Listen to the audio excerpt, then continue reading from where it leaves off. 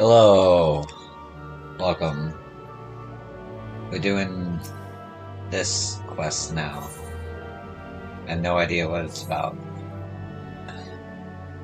Correct me if I'm wrong, but are you not an adventurer? I've seen you running to and fro, face set in grim determination as adventurers are wont to do.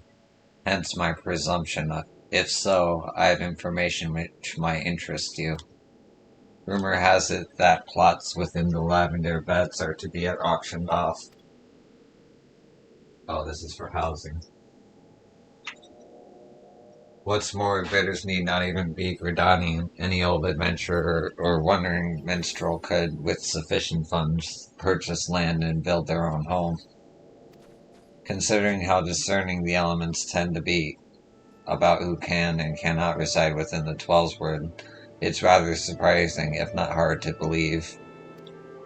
But if there is truth to these rumors, well, who hasn't dreamed of owning their own forest cottage, perhaps with a small vegetable garden and a stable large enough for a chocobo or two? You know, should your travels take you to the Mirror Planks, where the ferry to the lavender bed is, perhaps you'll find a Twin Adder representative who can tell you more. I would be shocked if they weren't involved in such a monumental change in policy.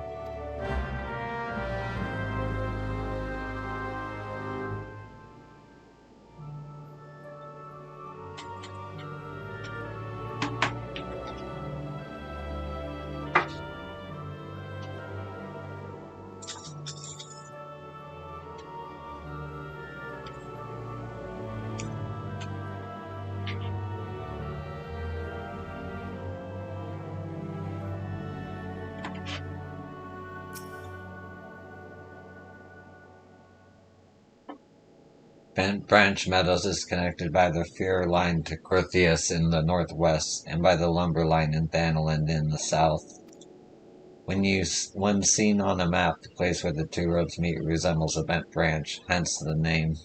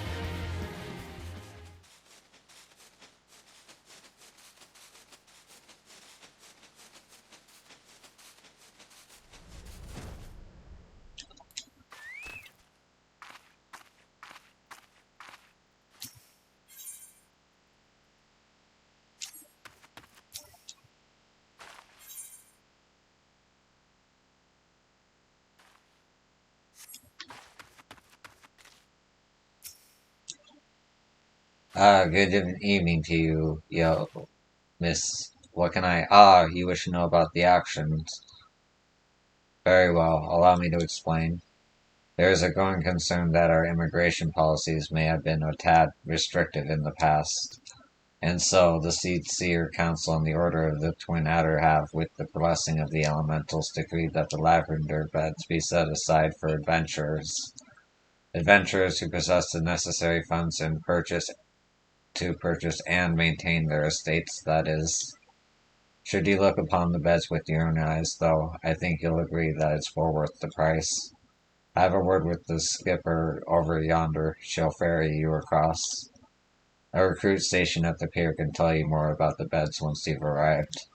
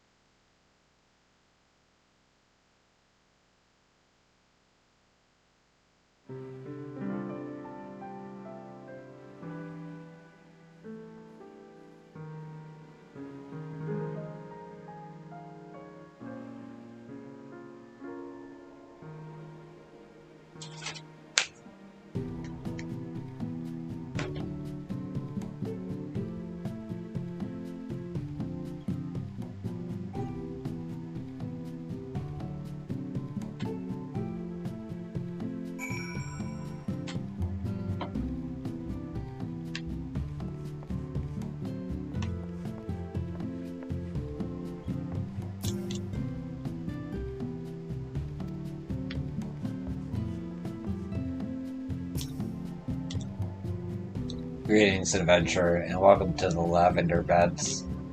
Oh, you come at the behest of the Gridanian woman. I regret to inform you that these plots are reserved for adventurers. Your friends will not be permitted to take part in the auctions. You, on the other hand, would be more than welcome to participate.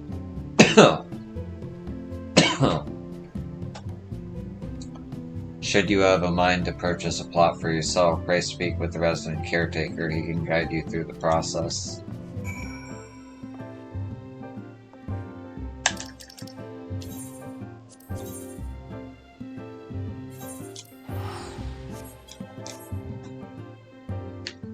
Actually,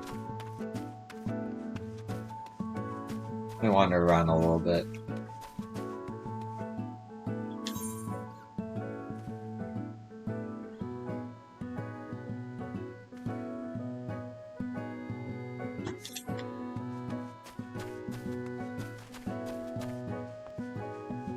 I can use my chocobo.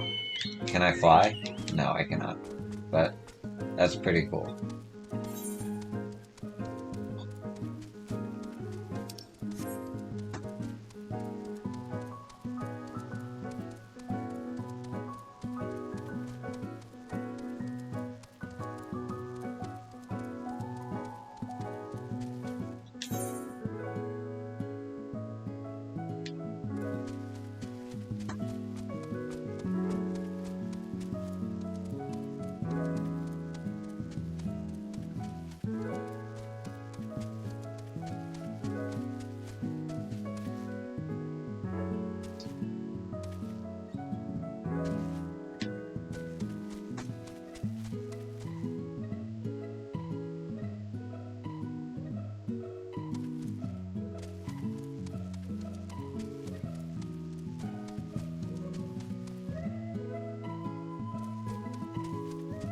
Okay.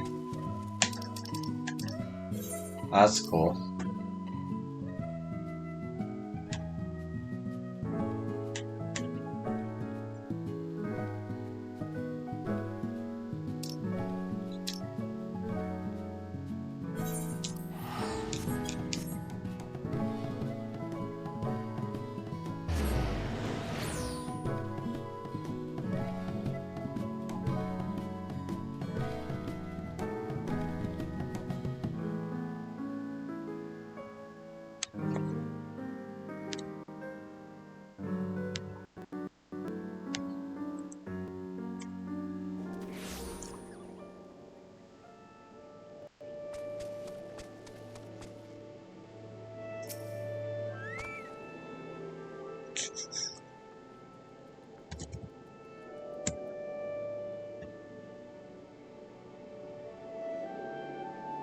Good to see you again, friend. Did you learn anything about lavender beds?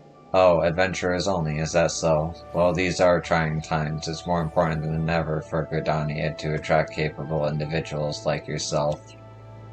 I'm sure that one day my dreams will come to fruition. One day I'll have my own cottage and stables, filled with my beloved chocobos.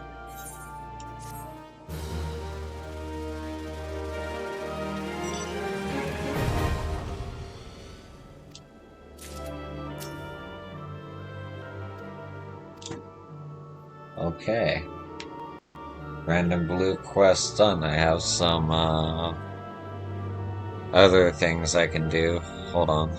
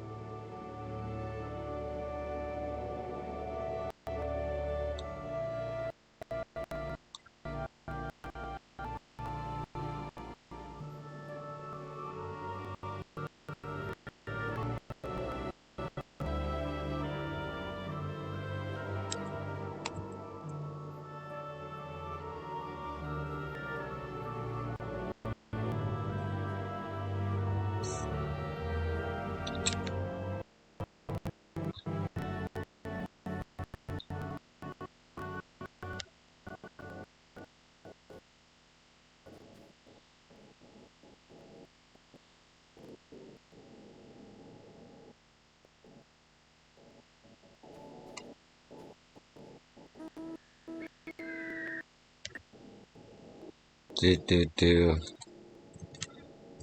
Do do do do do.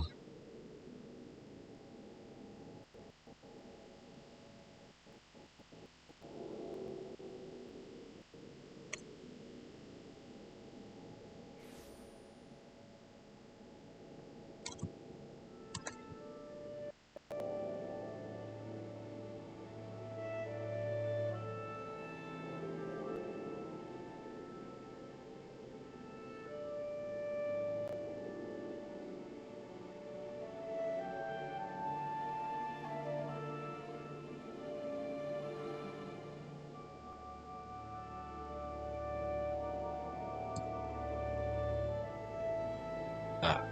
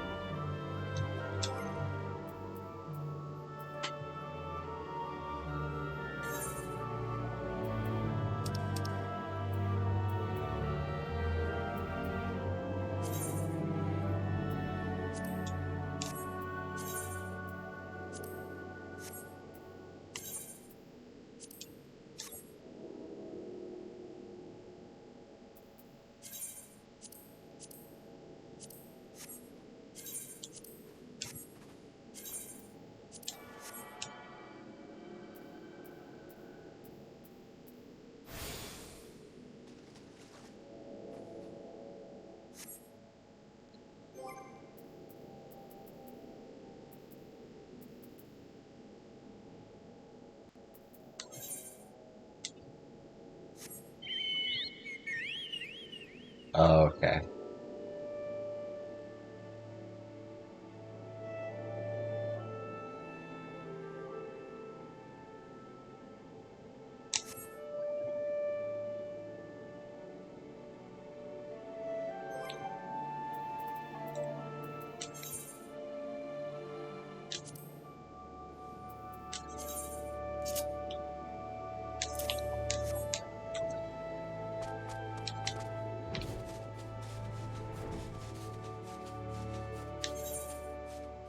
Okay, I got. What do I got? I got some beast stripe stuff I can do. Sorry for the wait there. Ah.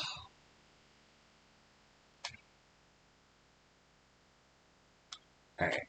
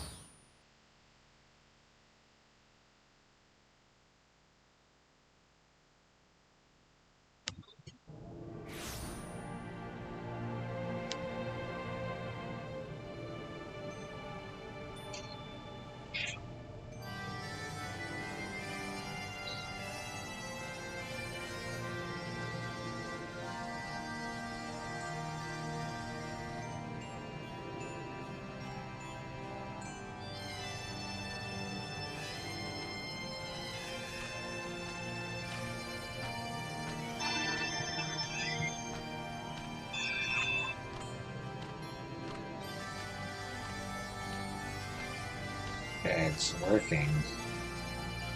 It looks like this will be split into two uh, streams, but that's cool. Doing two different things anyway.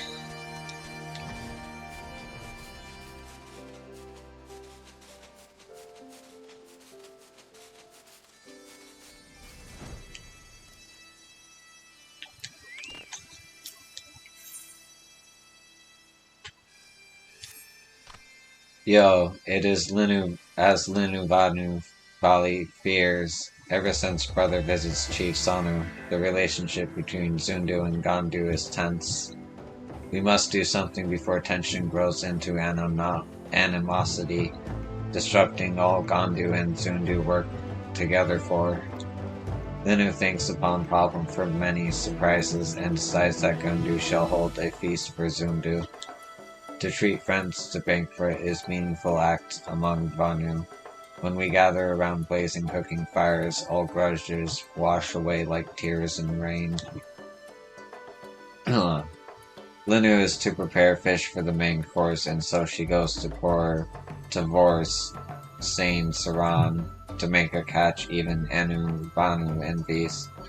Food that the cook catches with her own talents is all the more delicious. However, as essential as the fish is the seasoning, and Linu wants to impress, so she asks Yo to gather a mineral most precious, a Balthian rock salt.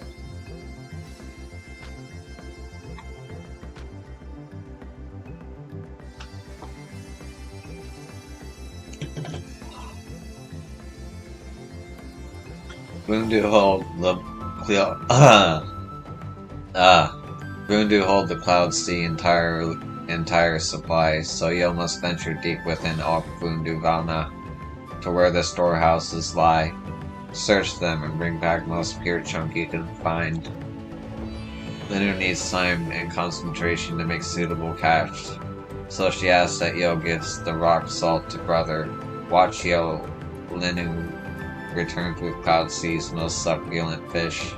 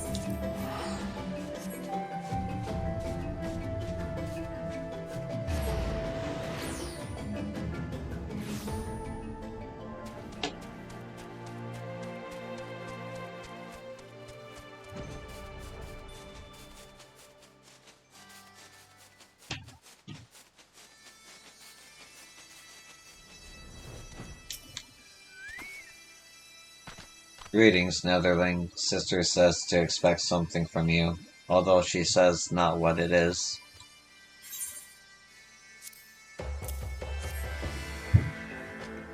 Abalthian rock salt, and as cloudless as clear summer skies. To attain such a mineral is no easy task. What does Sister hope to use this for? A feast, and Sister prepares the main dish, no less. Ah, it's just like her to put on a brave face, but as a mist after spring rain, her courage is often fleeting. But it is not Linuvanu's place to doubt her. It is because of my wounds at Oksundu that she goes to such trouble.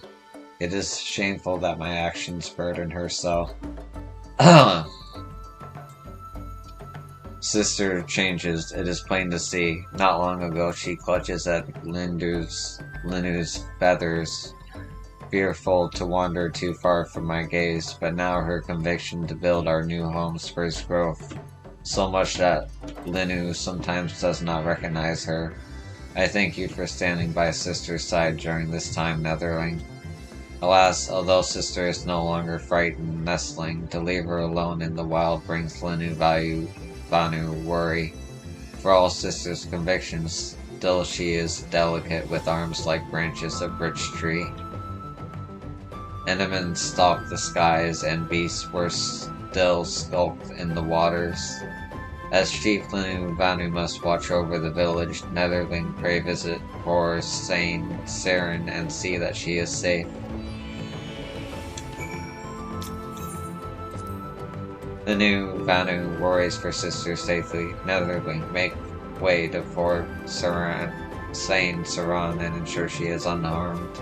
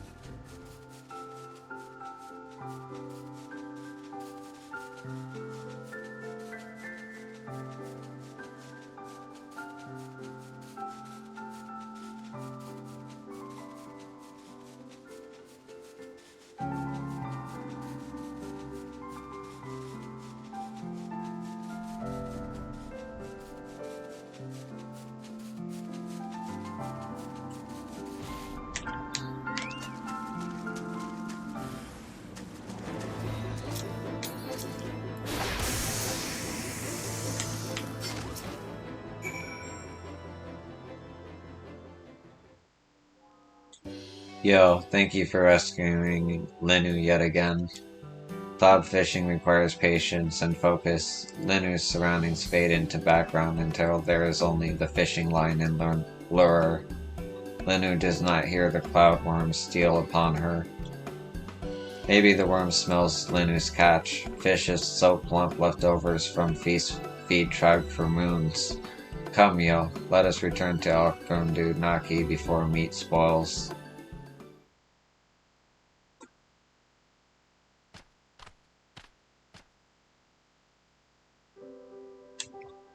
Oh, excuse me.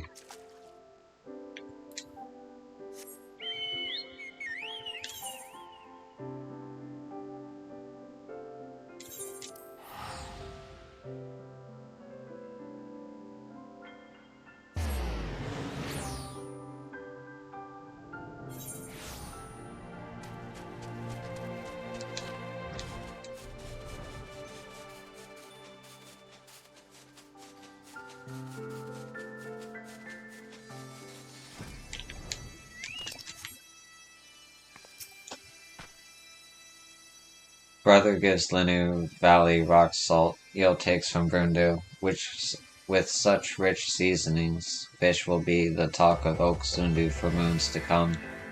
And now, Linu Valley cooks. Of course, Yo is welcome to feast as guest of honor.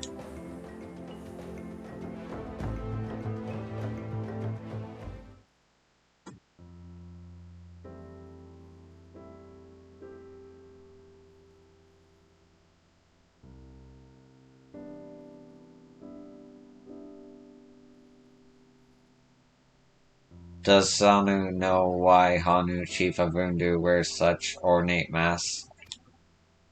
The mask is a symbol of his power, no? Chief Hondu wants others to believe so, but Linu knows the true reason. He masks his feathers on his head, which are thinner than newborn hatchlings. Many times Chief Hondu and Sonu sit around fire As this, Sonu still remembers well the power of his dance. He moves with the intensity of the sun itself and drives all darkness into hiding. Linu wishes one day dance with father's vigor, both to honor his memory and to protect Okondu Naki. Linu Vali may still be young, but Sanu knows she will become a great member of the Gondu tribe. Maybe one day she becomes chief. Chief Sanu makes Linu Vali blush. Linu is but a nestling still. Ah, it is but a joke, Linu.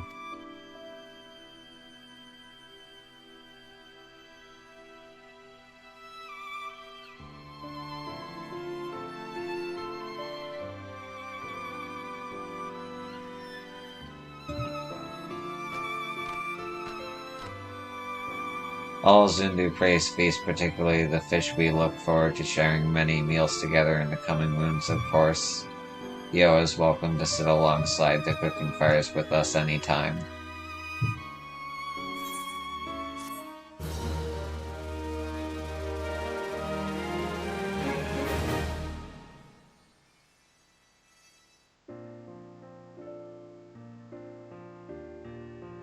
Oh, that's cool.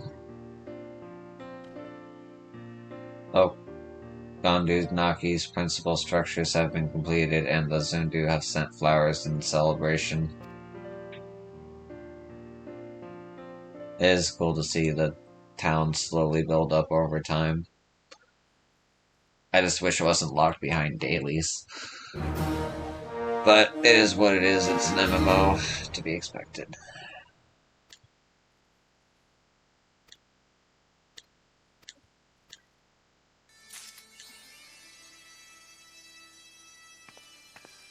Are these new? Yeah, these are new ones, actually. So I won't be repeating any of the...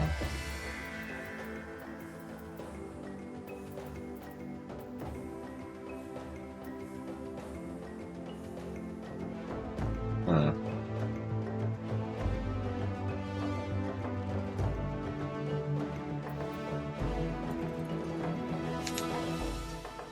I'll come back to this. Next thing I gotta do...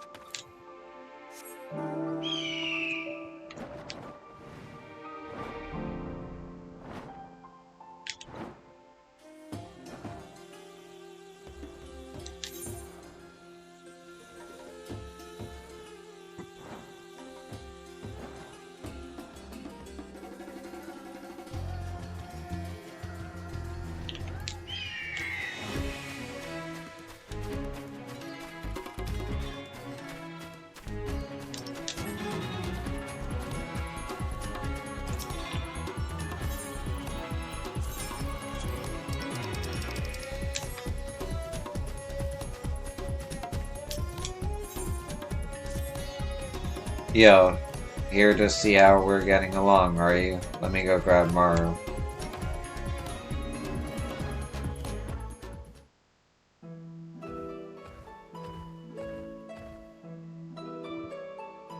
Thanks to your help and Kankana's odd jobs, we've been keeping our carts rolling and staying out of trouble. Communication with the locals still feels daunting at times, but Mara's here made us some golol to break the ice.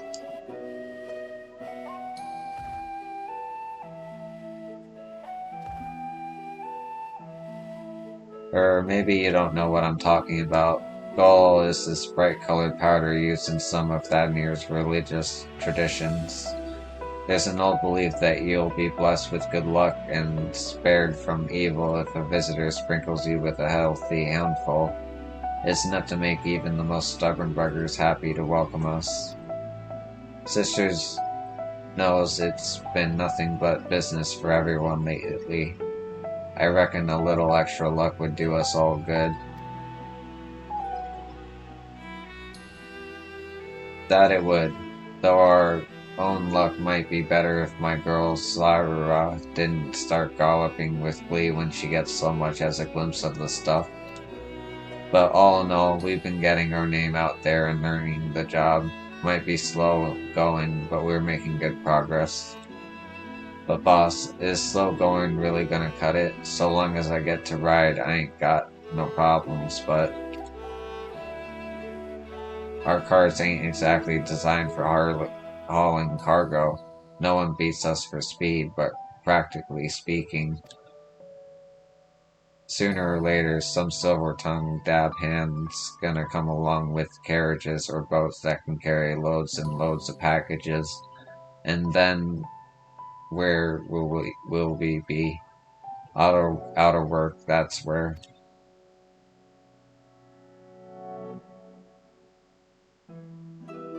Our carts might not best a carriage in fright, but it's like you said, Maru, at speed we're unbeatable.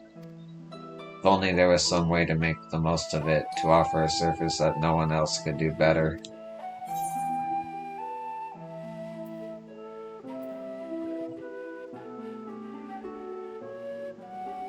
Ask not, and ye shall receive no answer.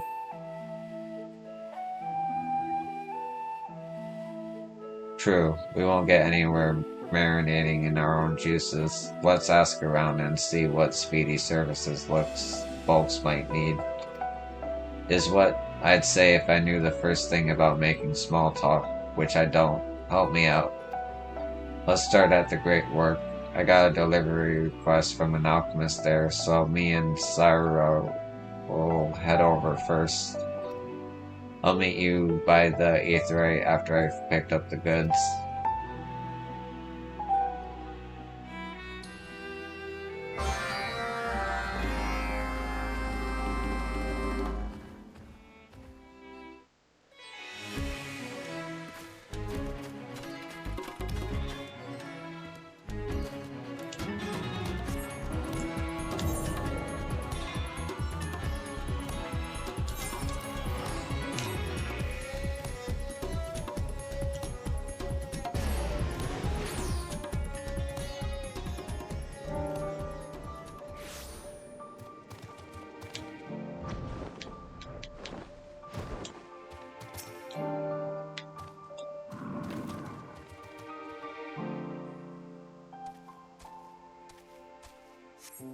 You wait by the Aetheryte but see no sign of Trina, who should have arrived before you. Has trouble befallen her? Perhaps you should search the area for any wayward hippos.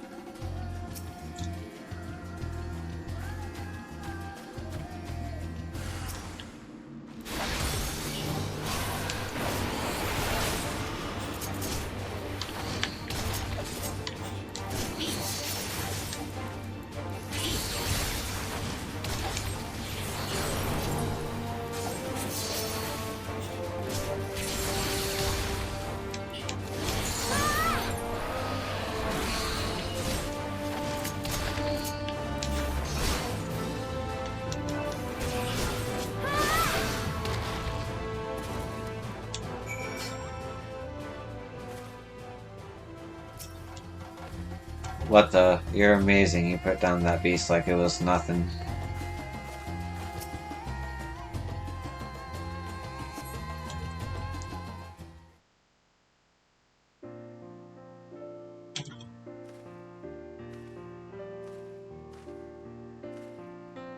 Thank you.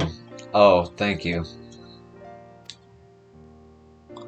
You really saved our skins, yo. Me and Saruya zipped over when we heard yelping, but it was everything I could do to just keep that beast at bay.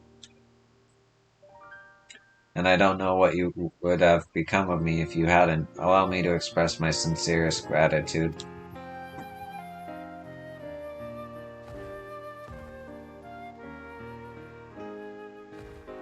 Anyway, I'm imagining things, or does it smell like fruit around here? If I was a Varjurugala, I'd come running too. You have a sharp nose, miss. Yes, I was in Yildamard and on an errand when a merchant bade me take this fruit, insisting it was delicious and perfectly ripe. Now, how was I to know that every beast in Saltwind's welcome should agree with its claims wholeheartedly? I thought escaping that herd of drooling Gaja would be the worst of it, but my hopes were fruitless as it were. Well, the next time you got something to haul, call the Hippo Raiders. Me and my associates do fast, safe deliveries by Hippo cart. Yes, I've heard the talk of Hippo couriers as of late. Never did I imagine one would come speeding to my rescue. I will absolutely call upon your services in the future. I'm gonna load his fruit onto the cart and see him into town. I still gotta pick up the package, so come find me inside the Great Work. This time for sure.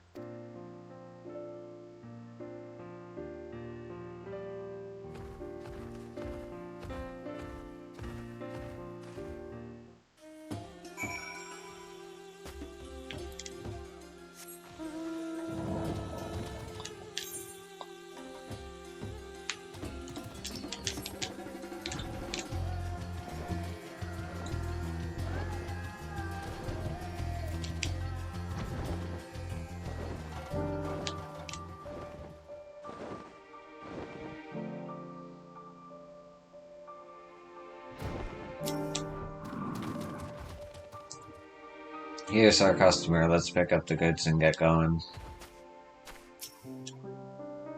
Ah, you're the couriers, aren't you? You're here. You're already here.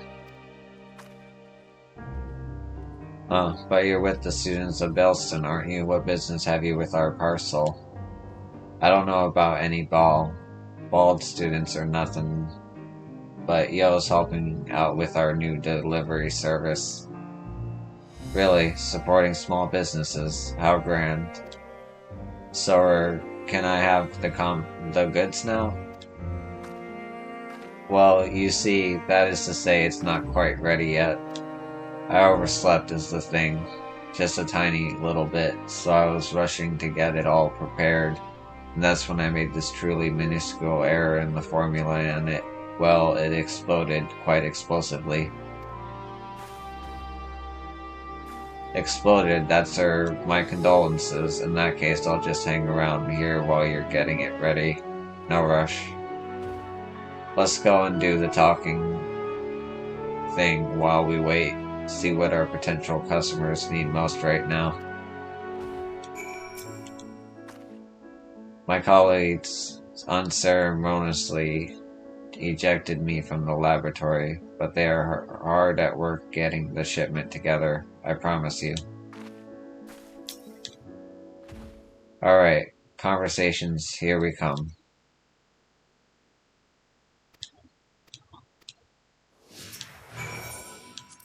The alchemists here are an odd bunch, eh? Including our latest customer. Kinda feels like I stepped into another dimension or something.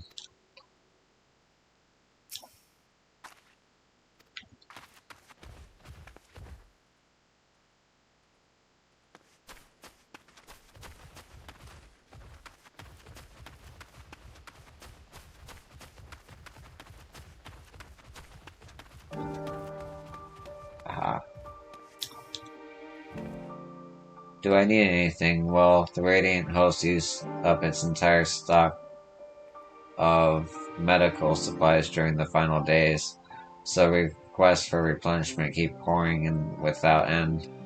I can't remember the last time I sat down for dinner with my family. It seems like a different lifetime by now.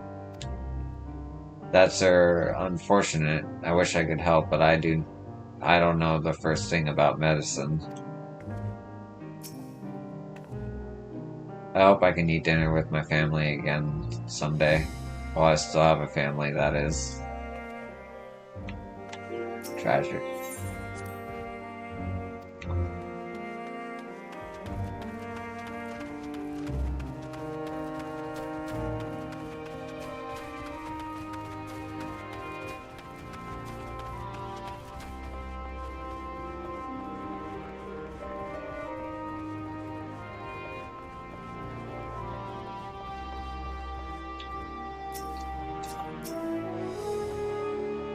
Do I need something? Why, I'm glad you asked. I've departed my stores of honey. I've depleted my stores of honey. I haven't a moment to spare for such trivial affairs as eating, but cognitive functioning dramatically decreases without regular sustenance. So I came up with a brilliant scheme. Lick honey throughout the day for quick and easy nourishment. Only now there's none to be had, as I've licked it all up. We could start beekeeping, I guess. Honey hippos does have a ring to it. Then again, I'm not sure how many people do use the high-speed honey service. I suppose I'll have to order more honey, or perhaps invent a comparable substance to lick.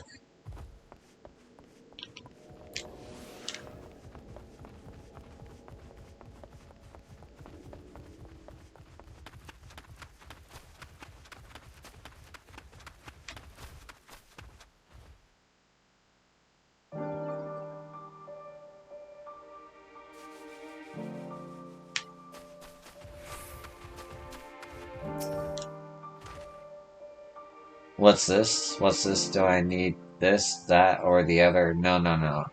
I'm flying free and feeling fine. I finished all my assigned work, which means I now have 3 delicious days for my personal research. I'll eat and sleep when I'm dead, but until then, alchemy. Right, then, congratulations. There are so many formula to try. What if I just try them all at the same time? Boy. Alright, I think I got a good sense of things. Let's head back and see if the goods are ready.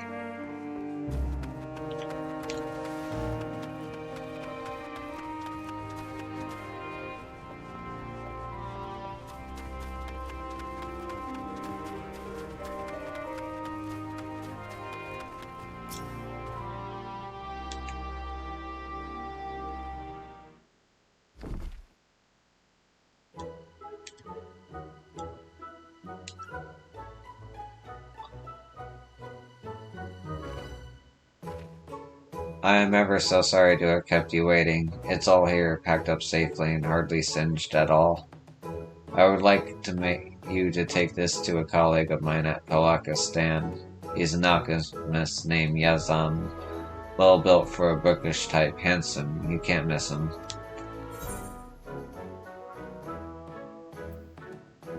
That name sounds familiar.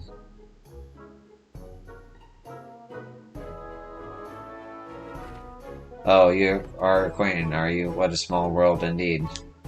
He's still the same as ever, watching over his little one and, that guy, on Palakistan alike. He requested replenishments for medical supplies, so hopefully this should tide them over. I also threw in a handful of finished samples, and the whole explosion incident stays between us, yes. Now, if you'll excuse me, I should eat something before my hands start shaking again. Oh, but do give them my regards.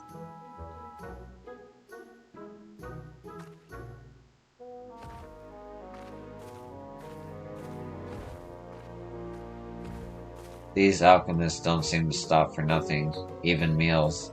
Ain't no denying their work's important, but it's a miracle they haven't all keeled over by now. What if the Vittles came to them? But I'm getting ahead of myself. This package ain't gonna ride to Balakistan on its lonesome. Introduce me to Yazan when we get there, will you?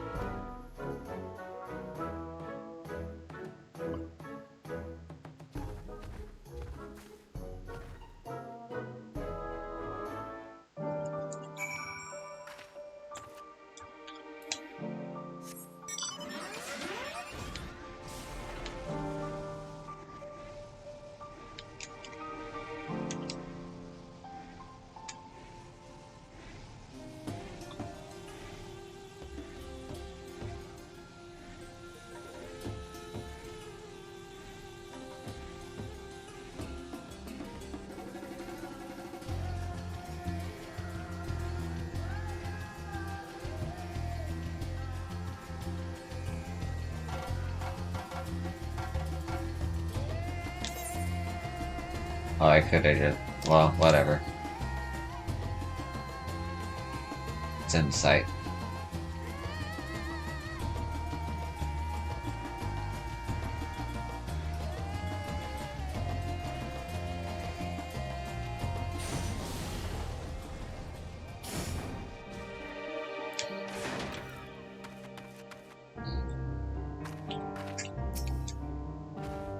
Is this Yazan? He is pretty sturdy looking.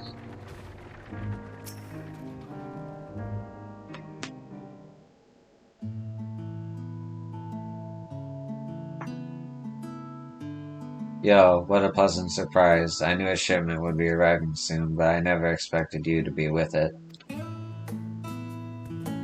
Are you playing the part of Carter these days, then?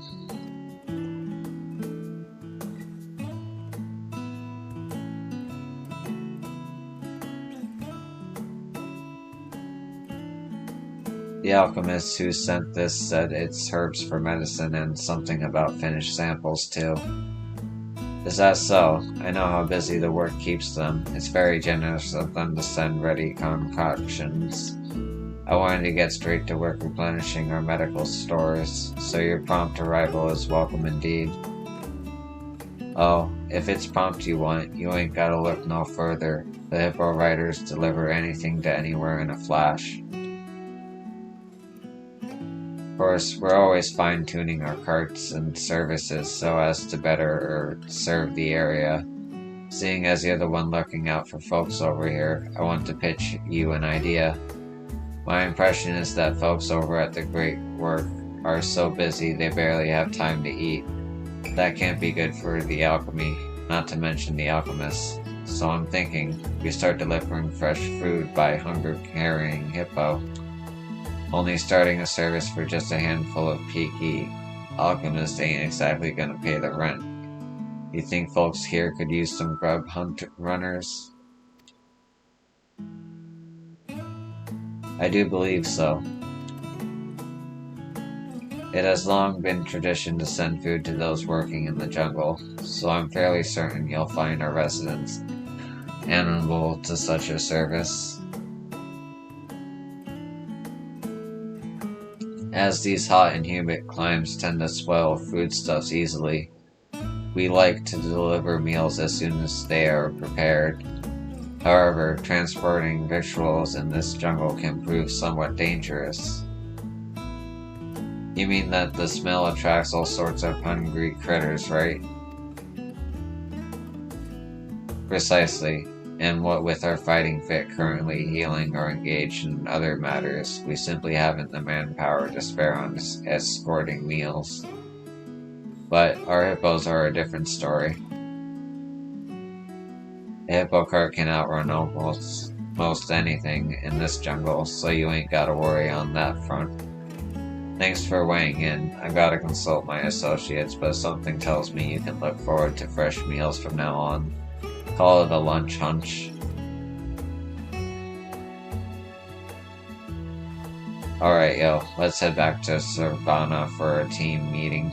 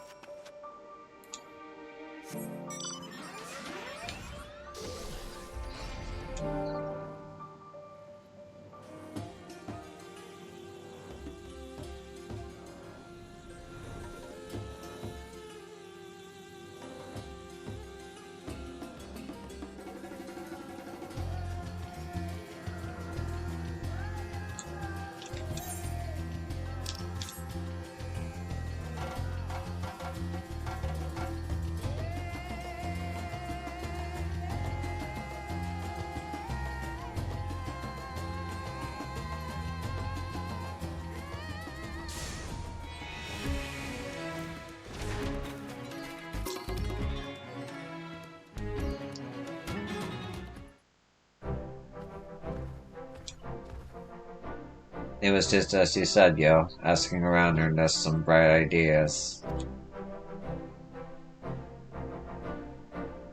You think of something good, boss? Food, Morrow eats. We're gonna deliver meals with these wheels. Eats.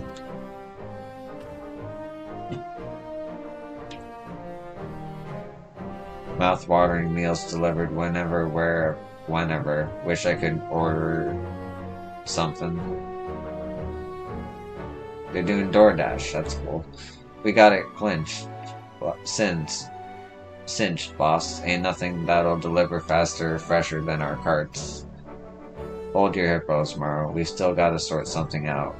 Where are we getting this food in the first place? Taking meals from Palakistan to the jungle is one thing, but if we gotta ride all the way to Yildimarld or Razan for ready-mades.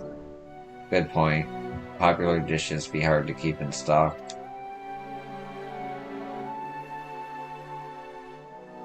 What if we had a kitchen here? We could make our own meals. Yeah, fresh ingredients from merchants in Yildimarld, the daily catch from fishers in Akyali. And most importantly, we get an endless supply of food. It might be genius, boss. Wait here, I'll have a kitchen going in no time.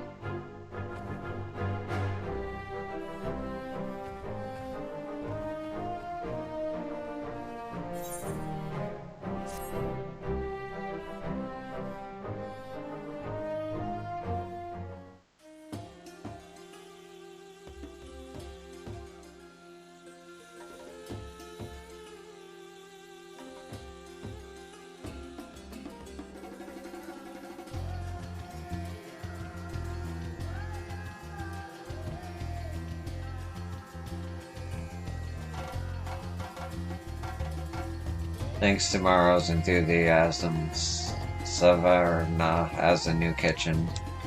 The Hippo Rider's reputation has risen to formerly delinquent carters make the most of their expanded services to help improve their social standing.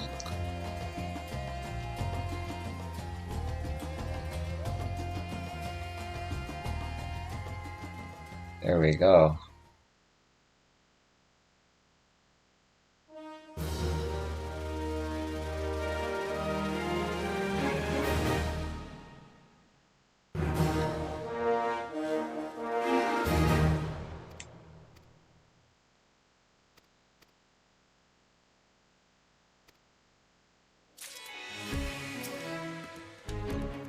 I think the key to happiness may be finding a person who looks to you the same way Morrow looks at our new kitchen. I can already tell the meals we make there are going to be fresh, delicious, and prepared with love.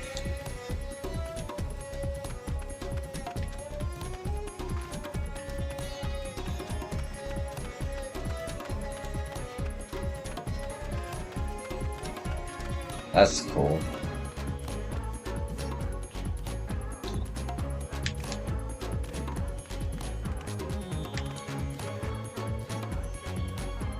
Alright. What else can I do?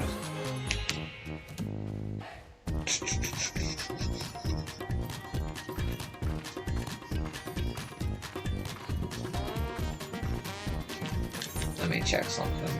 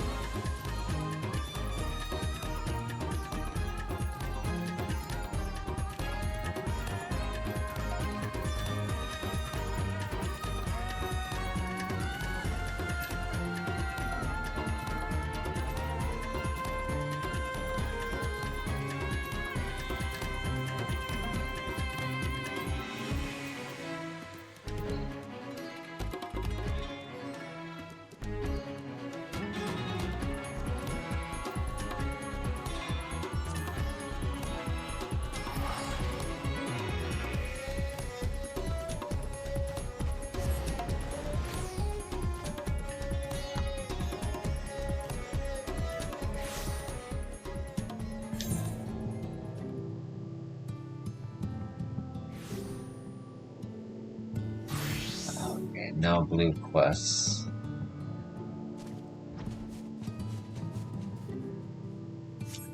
I know what I can do.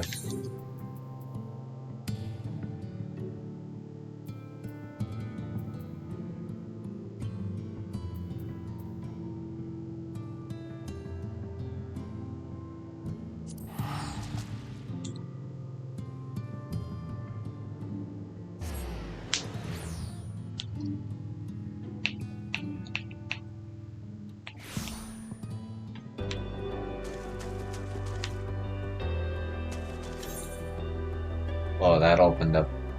There's a lot more quests here now.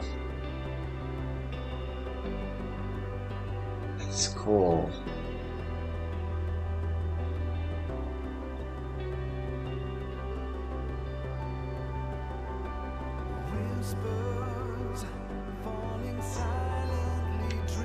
Huh.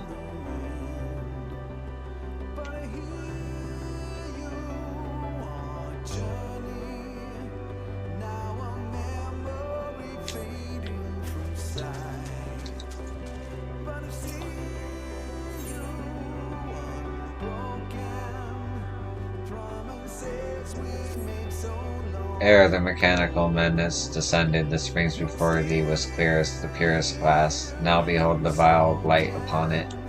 Should we do nothing, naught shall remain save poison and black ash. Alas, my roar no longer reads loud enough to cleanse these waters, and my kin here fare little better. Yet at times I hearken unto a faraway call, strong and resounding, though I know not whence it cometh. Wouldst thou seek its source, that our wellspring might be saved?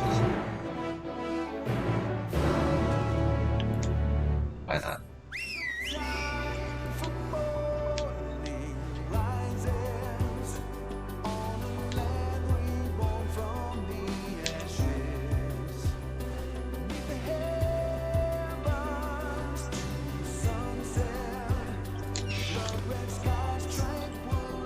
I would not fain waste my energies on thy lost cause, morsel. Begone with thee, ere thou findest thyself between my teeth.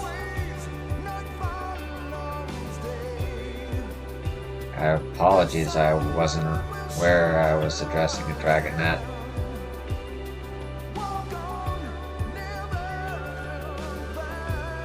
Dost thou wish to be devoured?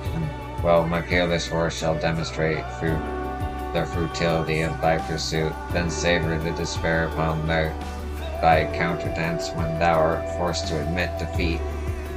Get thee astride my back, I cannot abide watching the stunted limbs struggle.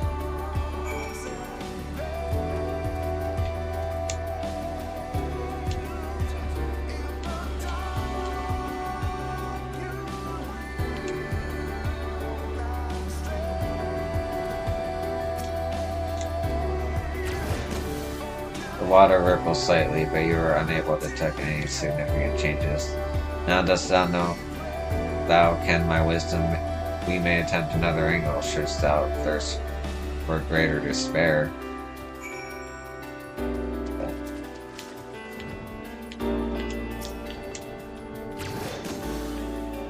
The spring appears slightly clear for a moment, but you are unable to detect any significant changes. Admit thy defeat, the spring shall never again regain its lost splendor. Though if thy tale be true, thou art not the only fool in need of this lesson. Let us speak with the old worm.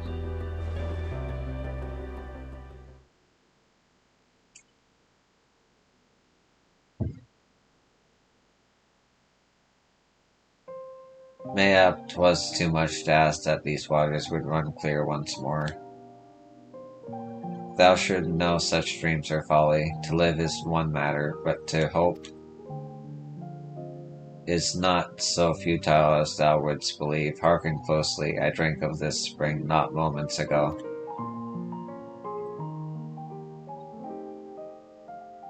Though the difference be slight, it tastes less blackish than before. Thine actions were not wasted. Thou sought to restore it to its crystalline state. Thy aspirations have failed, in sooth. However, I suppose 'tis proof enough that my roar still possesseth great power, despite the darkness that consumed me. consumeth me. In that sense, perhaps thou art correct that some good resulted from mine efforts and thine morsel.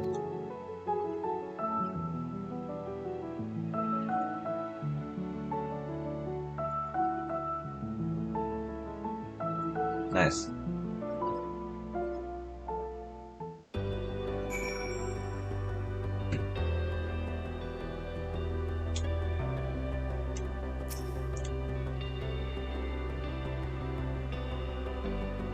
For any change, no matter how small, I am grateful. To recall the taste of pure water once more and to know that we yet have the power to fight our decline.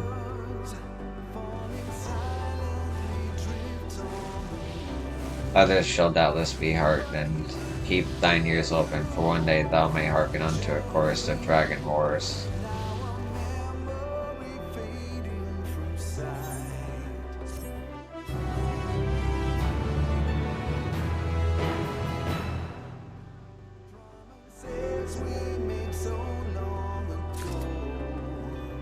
Okay, it just disappears.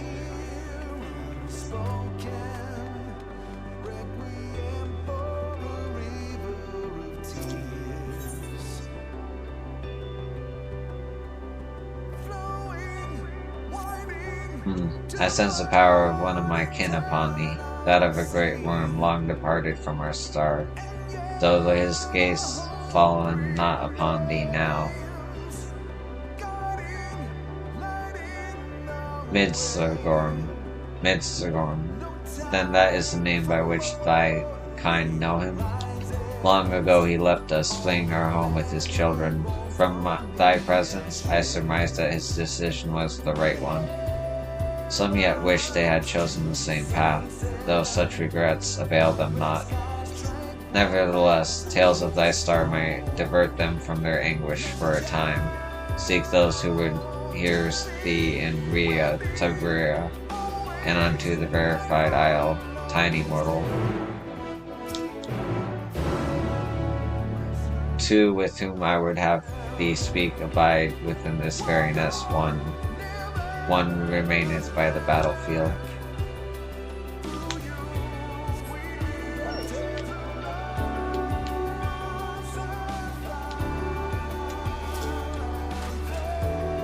Thou hailest from the star to which our brother fled?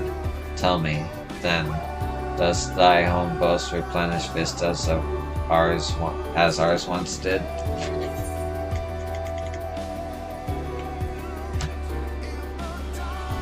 It has vast blue seas. It has wondrous islands that float among the clouds. Ah, though I shall never again soar through the clouds, perchance I may bask in the splendor of such isles when next I slumber.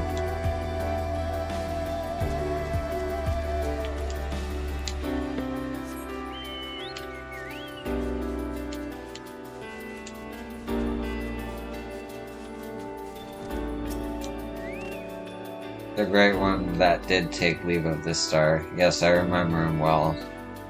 Are there many such tiny creatures on this star whence he fled?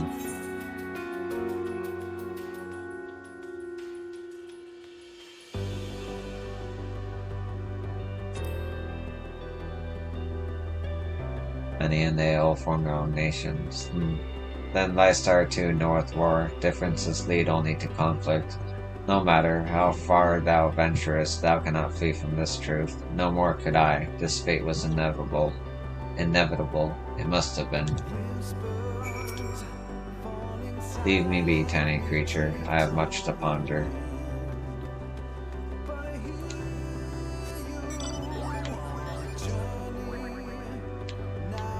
What a silly mouth.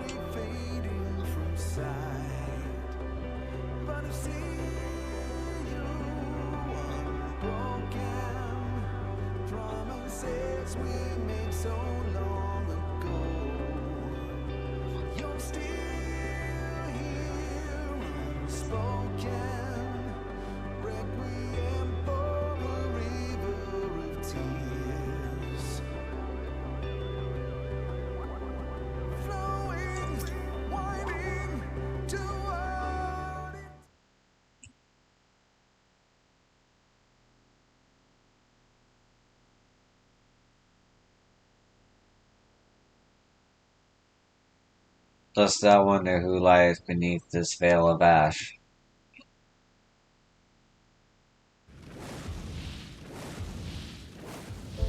'Twas with this worm at my side that I looked to the skies and saw thy midst the storm departing for the great expanse. The machines were already upon us. He called to us, those of us who still lived, and begged us to follow him, that we might find another star and start anew. Alas, most branded him a coward who lacked the fire to defend his home. When he left, 'twas but his own eggs. The mightiest of the machines gave chase as he fled, to many of my kin's jeering approval. The coward had proven useful, they said. However, some few did wish to follow him. Midst the storm was wiser than and more formidable than most. This they believed. They knew he would forge a better fate than awaited us here.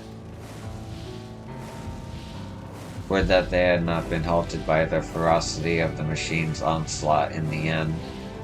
Thou hast my gratitude for coming so far to meet mine old friend.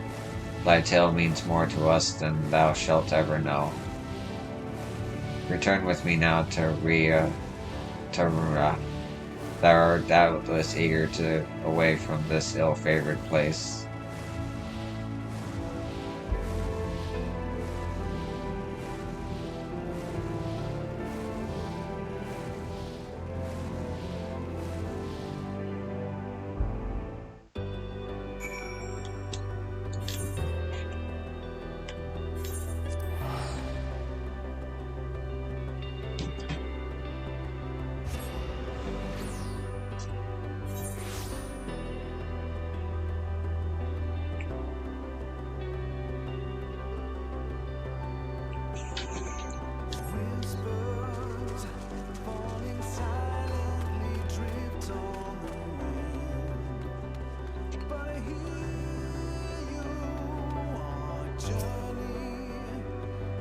Thou hast rendered solace unto us when we had naught but sorrow. I thank thee, Yosan.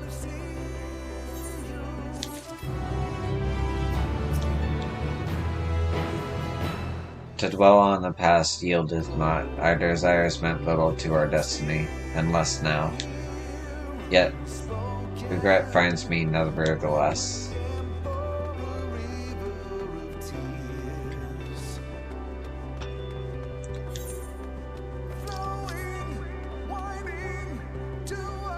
Okay. I'm gonna take a quick. Be right back. Thanks for watching. I'll be right back.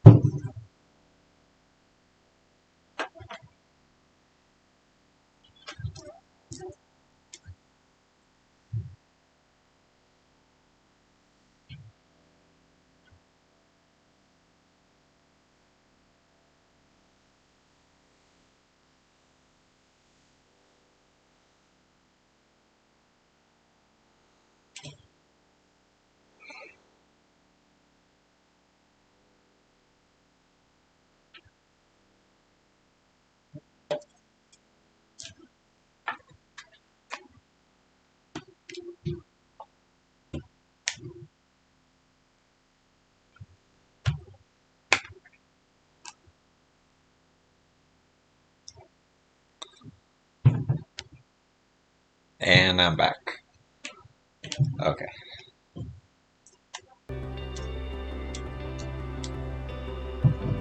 Tiny traveler, thou hast traversed the great expanse to stand before me. I ask thee, on thy journey didst thou find strength?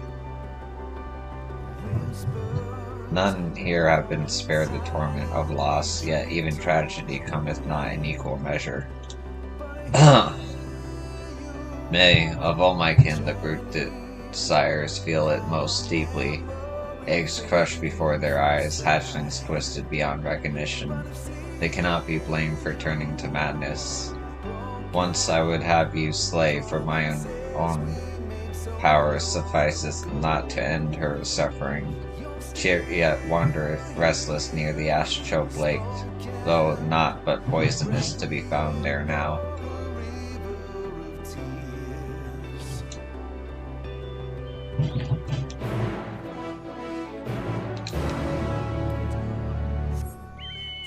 Okay.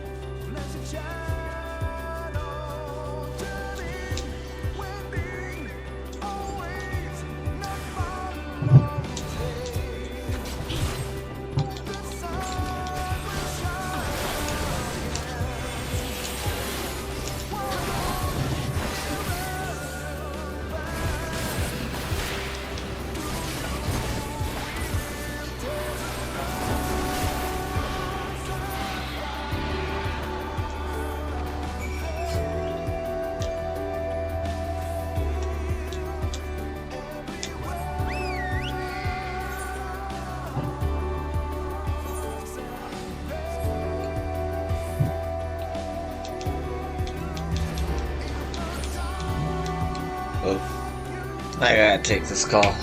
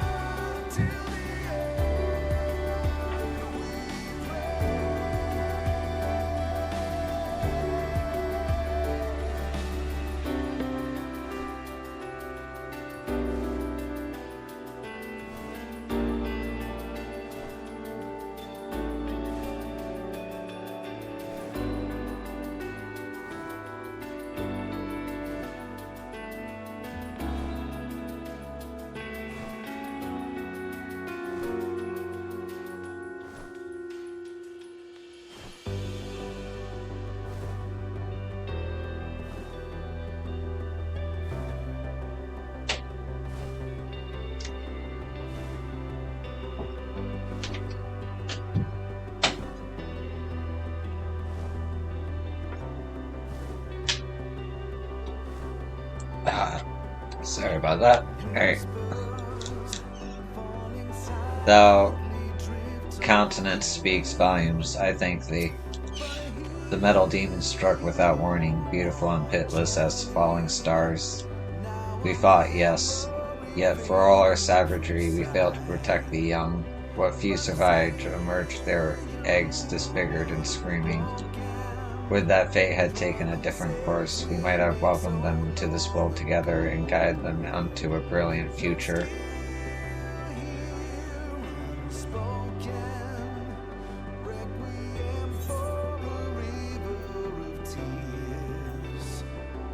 There are still dragons on my star. So the young have found their peace elsewhere. Our kind shall live on. I am gladdened to hear not all was in vain.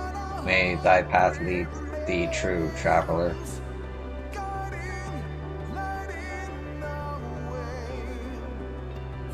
Long ago, hatchlings were.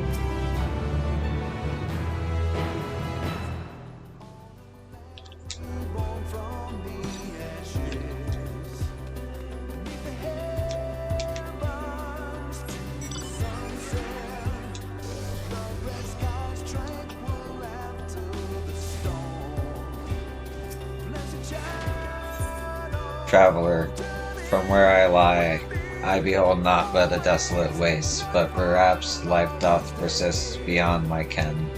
The smallest of creatures or a single budding blossom.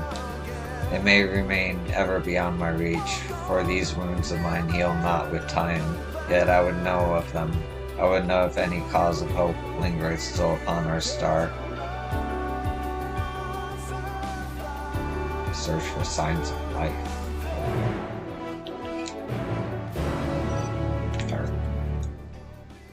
I beg thee, grant me a reason to take heart.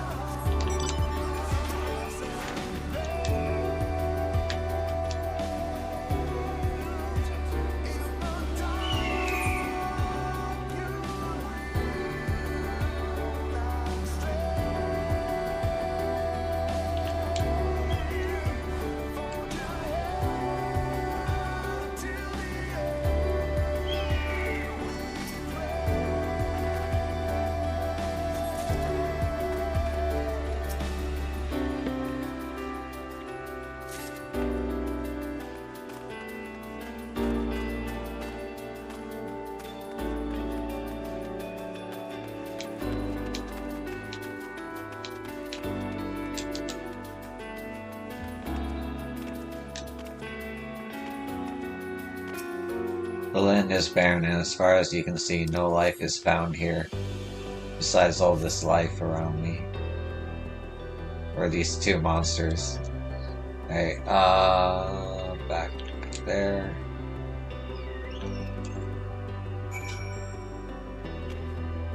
Yeah.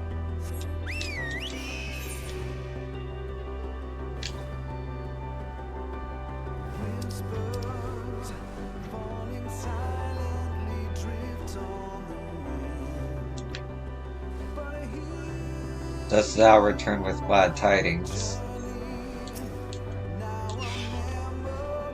Flowers, a joyous sight. There are more whence these came. Didst thou find a thriving forest or a resplendent field?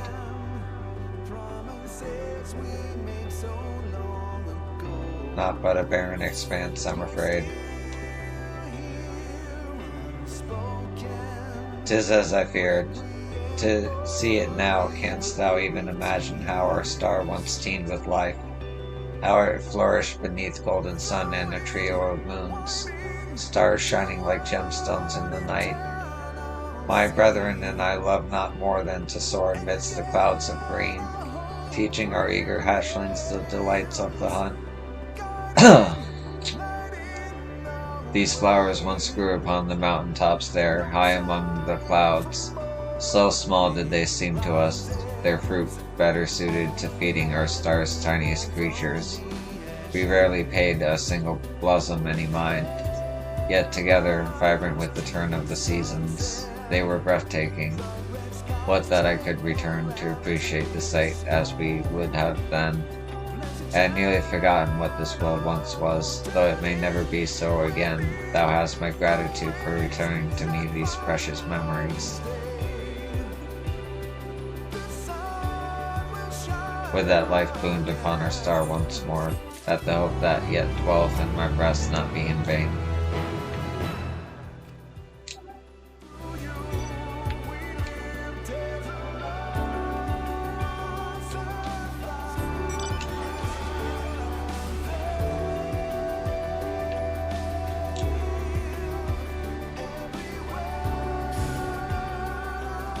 Little wonder, hast thou the courage to ken what awaits beyond this oasis? My kin's twisted body and soul are tortured to ash, all along since rotted underneath. Without venture amidst these horrors to see if our brother yet stands. Near hath he moved from his place of mourning, ere his consort was thus entombed. Would that I could bring him the solace of a gentle touch, but I dare not seek him now. Shouldst thou wish it, thou shalt know him by the pallor of the forsaken. I prithee journey past the fissures beyond even I'll know and seek my closest of kin. His wounds are many, but by a gentle touch they may be soothed for a time.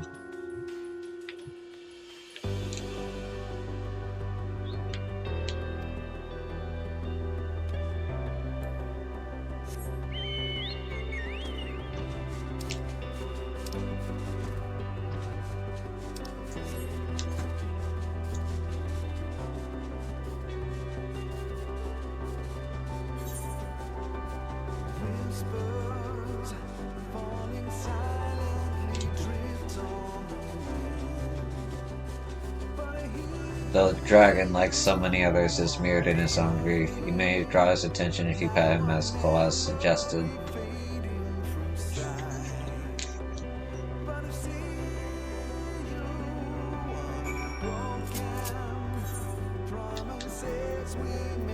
Thy gentle caress, like unto the warmth of more joyous times.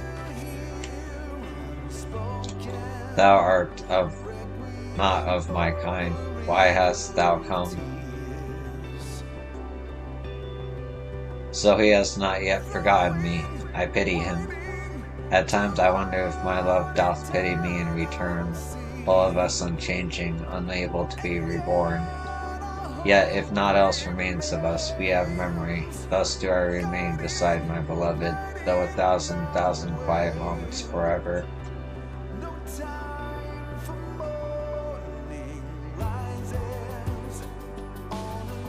I know a dragon who once believed herself forsaken.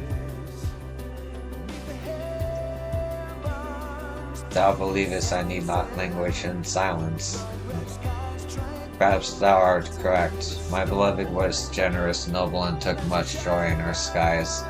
None is more deserving of a proud melody.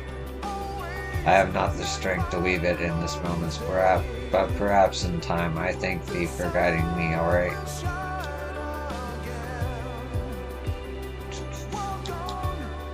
Pray tell Cole, and now we will meet again.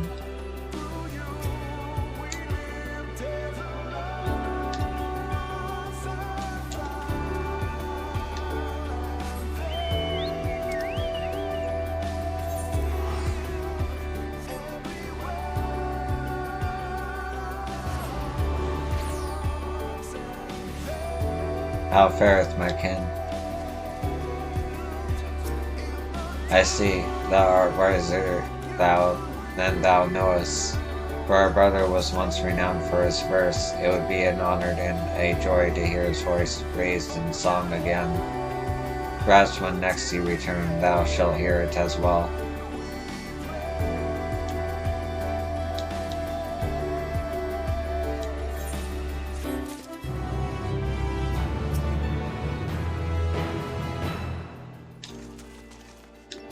Two more. Thou canst leave this place. Find my child in my stead, I beg thee. She doubtless wants for her mother's warmth, but my kin permit me not to quit this nest. They feign contortion, but if they truly pitied me, they would allow me to seek my child. Thou must go and assure me of her safety. The last I saw of my child, she was but a short distance from the shallow lake. Ask her if she fares, I beg thee.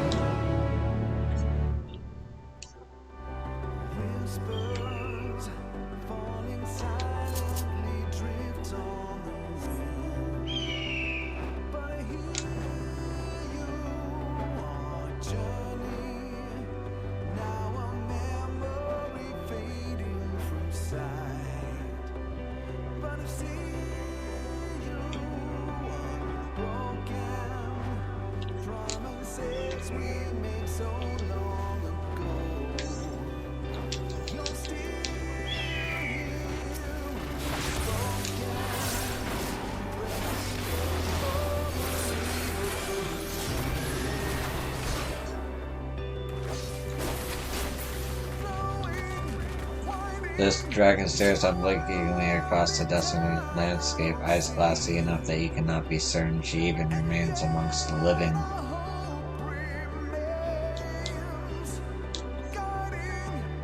Clearly, all is not well with this dragon. Her mother would surely wish to know.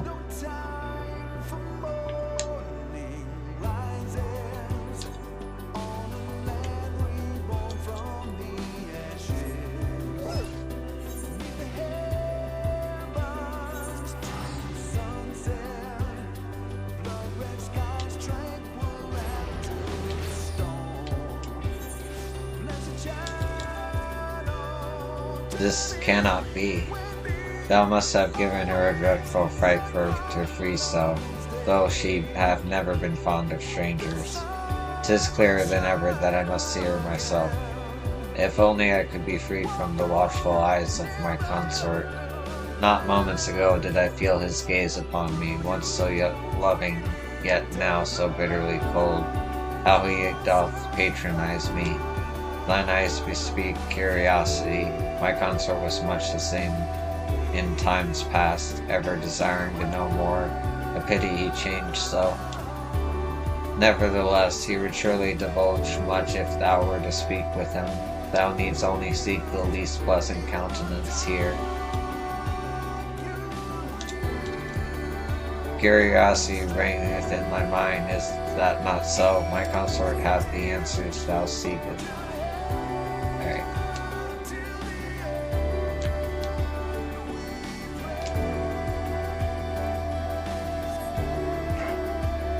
Like this one.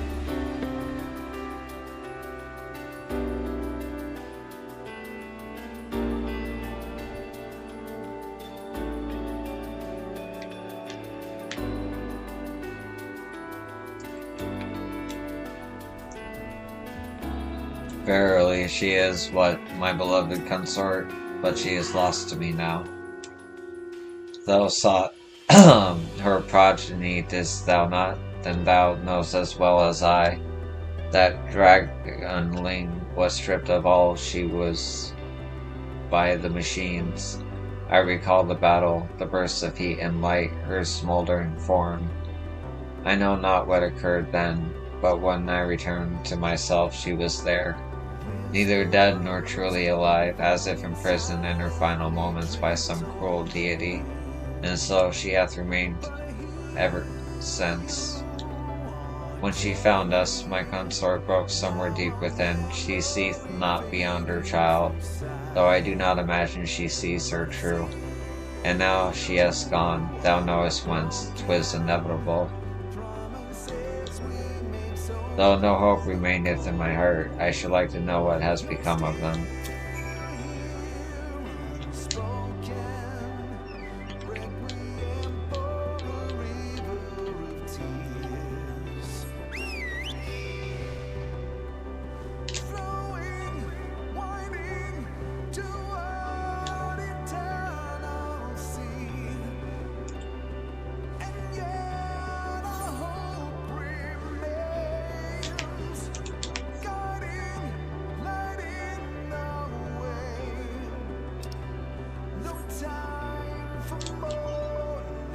The mother lies still, never again to awake.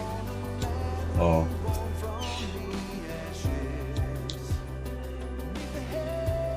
Heavy.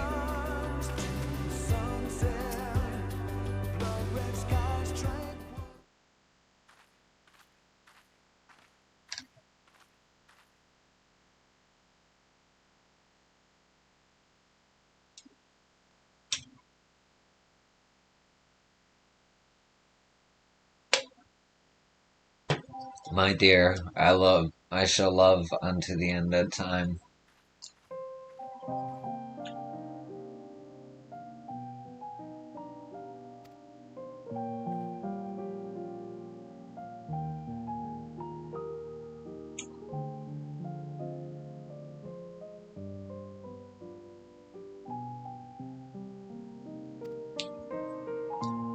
The dragonling speaks no more. Her mother's consort should be informed of what has happened here.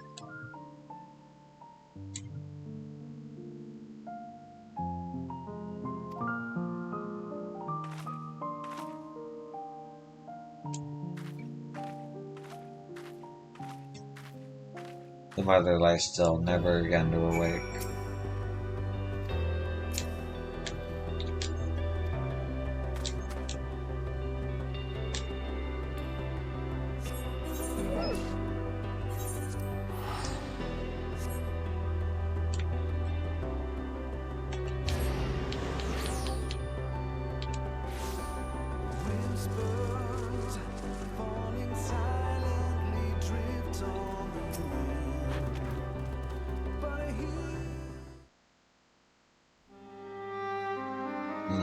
"'Tis strange, no stranger than the rest, perhaps.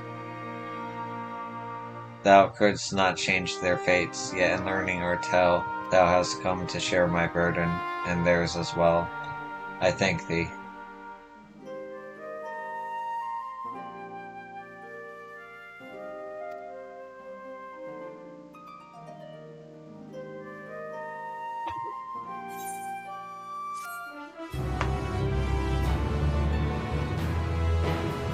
This game has, like, hidden gems amongst the yellow quests I'm coming to find. I suppose it also depends on where you do it.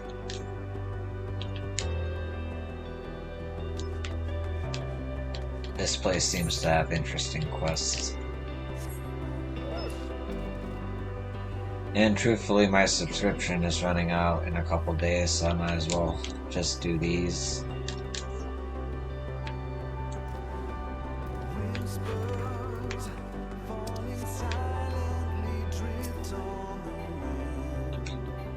The grinding and shuddering of steel bodies, the metal, it cometh. Thou hearest not, maybe thy species has not the sensitivity, yet the machines come nevertheless.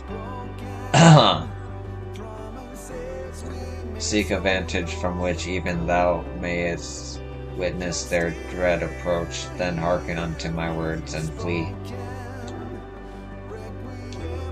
Jesus, flee, stranger, should thou value thy life. There's so many. Okay.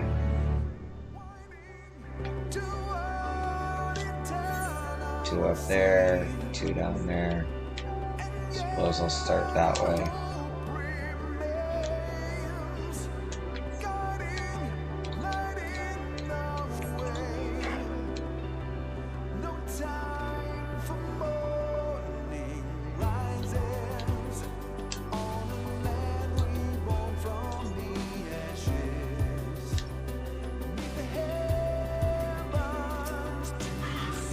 No one but dragons here, forsooth.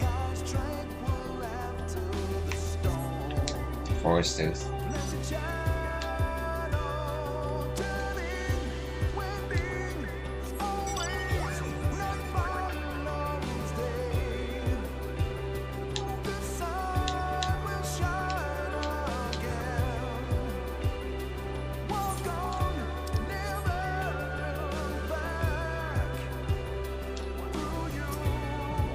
No one but dragons here, forsooth. Okay.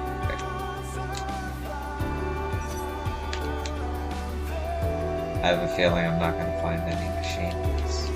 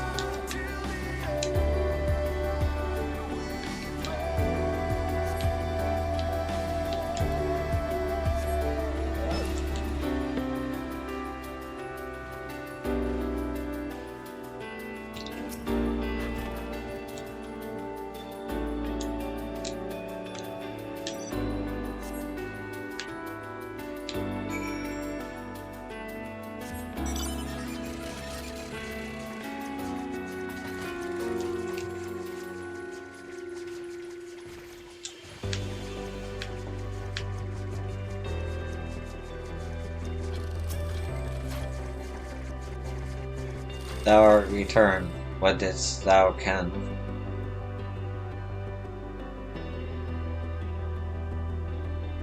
Not but dragons, verily. Perhaps thou speakest in sooth, that mechanical canopy plagueth me without cease, though I swear 'tis clearer now that it hath ever been. Should this be not but my own fears? Return fiercer with each coming. I know not how to quit myself of them.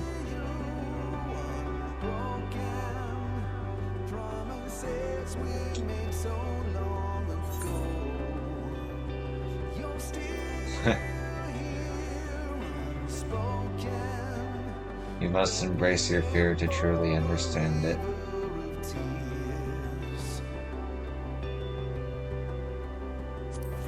Thou art strong. Would that my kin had sought thou hast found what thou hast found.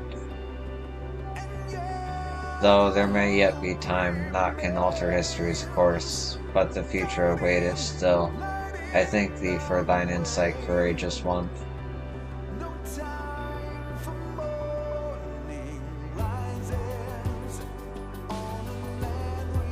A lot more upbeat than the last one.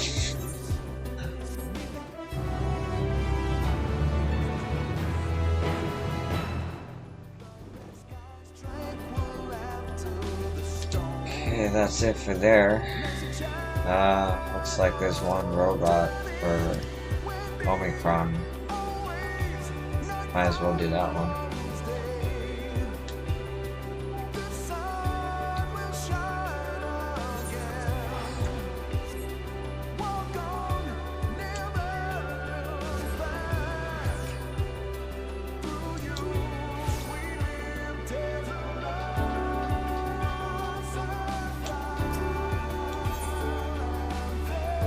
Oh, I forgot about the, Final Fantasy IV-esque boxing. This unit has received orders from Stigma 1 to patrol base Omicron. Review of these orders indicate they supersede any other incoming directives. No exit condition has been specified, however, scan of areas surrounding the current coordinates shows no enemy factions are present. This unit thus questions the value of endlessly looping its patrol protocol, analyzing potential outcomes of repetitive movement. Cross-reference of Omicron schematics suggests current behavior pattern has a 86% chance of negatively impacting future mobility. This unit requests suggestions for supplemental motions that do not conflict with current orders.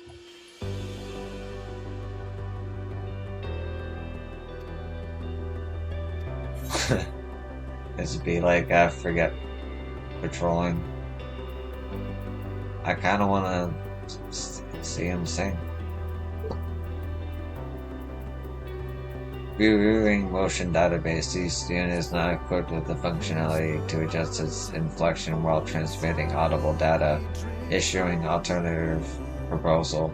Move this opponent's unit's appendages in time with activated rhythms from said singing. Verifying information. Proposed movements identified as dancing. Initial analysis suggests these motions must facilitate a diagnostic check of this unit's joint modules and posture collaboration systems. Attempting insufficient reference data. This unit requires a visual of dancing to analyze and simulate accordingly. I got it. Dance. Okay.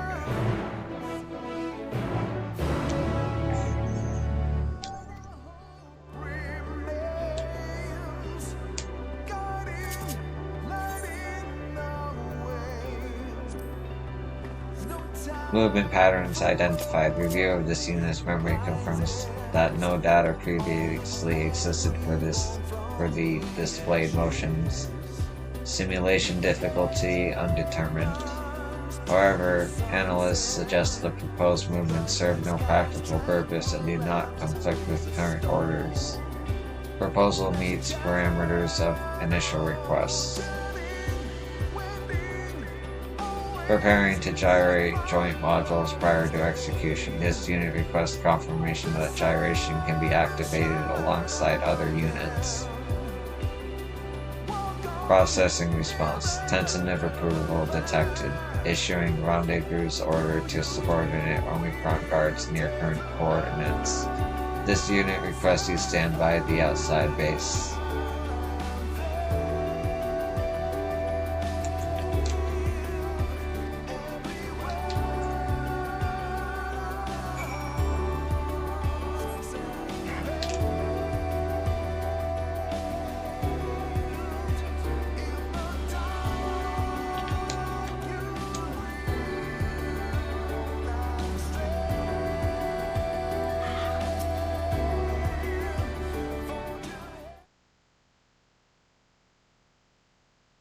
Transmission of visual data is complete, though potential to accurately reconstruct the proposed motions may be limited by range of movement. The units request that you observe and evaluate replication of motion data. Teaching robots how to dance. Okay.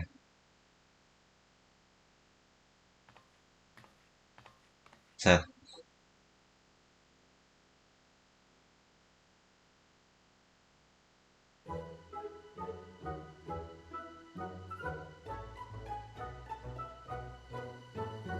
I am amused.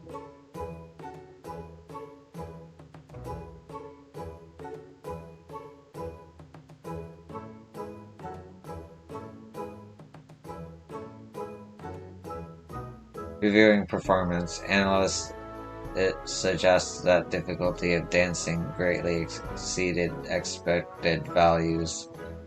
Further analysis indicates potential application of said movements as combat maneuvers.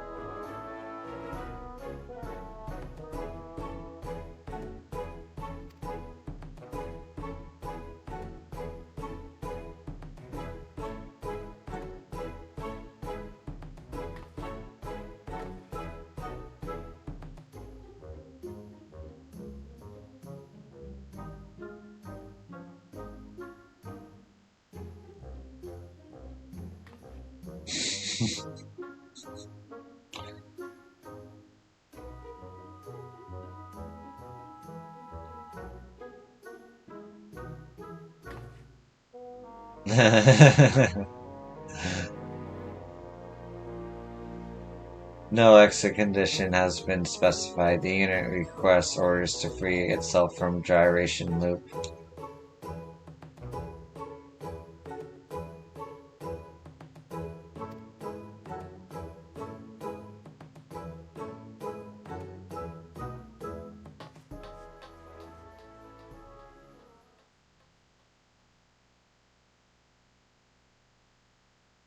Transmission order confirmed. This unit thanks you for your swift action and further requests performance appraisal. I like how you spun around.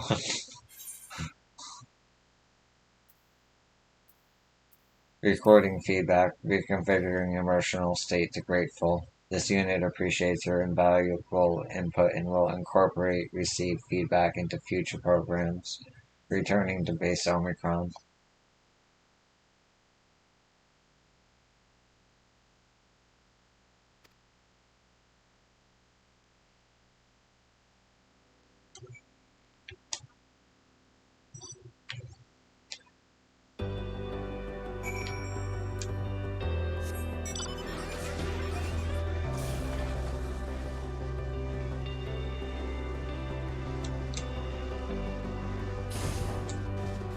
Accuracy of simulation estimated at 42.3%. Further review of motion data required. Diagnostics check of joint modules and posture calibration systems indicates favorable outcomes. This unit detects value in augmenting current orders with new challenges. Further protocols will incorporate gyration loops with appropriate exit conditions. Reinitiating gratitude protocol. This unit thanks you for providing useful data. You're requested to observe the Omicron to improve dancing at an unspecified future time. Await further instructions.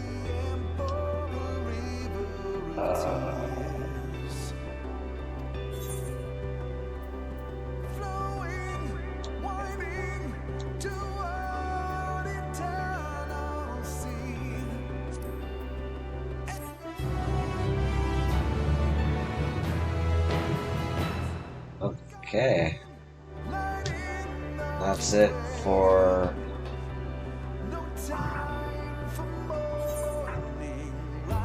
well, there's this place too.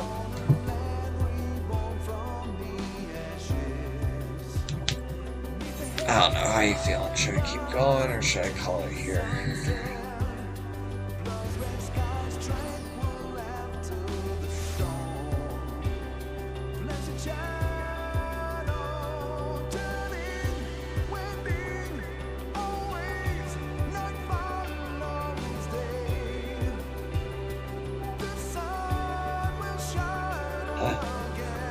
I'll keep going for a little bit.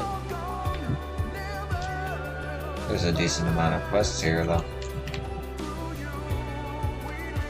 These weird guys. Love these guys.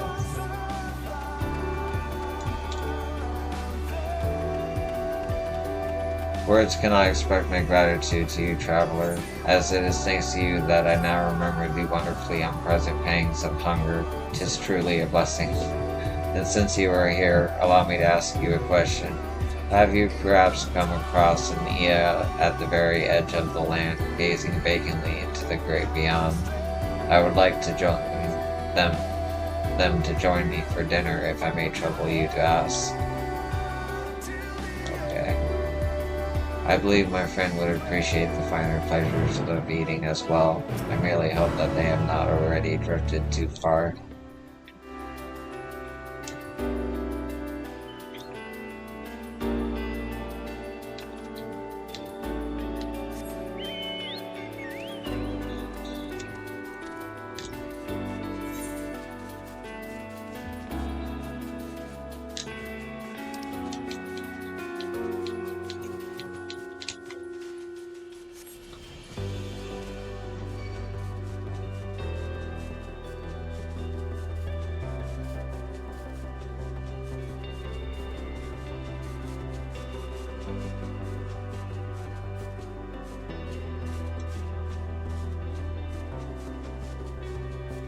Yes, what do you want from me, stranger? Food. What is this food you speak of? Oh, yes, I do believe I am beginning to remember. Victuals, sustenance. That said, your unusual appearance suggests to me that our concepts of what constitute a meal differ greatly. Pray tell, do you enjoy the act of eating? It tastes good, of course. Intriguing. What precisely constitutes something tasting good? I surmise this means that it invokes feelings of pleasure within you.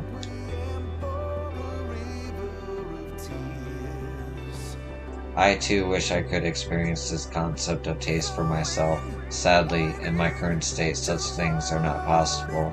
But perhaps you might briefly lend me your corporeal form for the experience. I promise that I will give it back once my curiosity is sated. No. Well, you cannot blame me for asking, but it is no matter. I shall take it by force. What?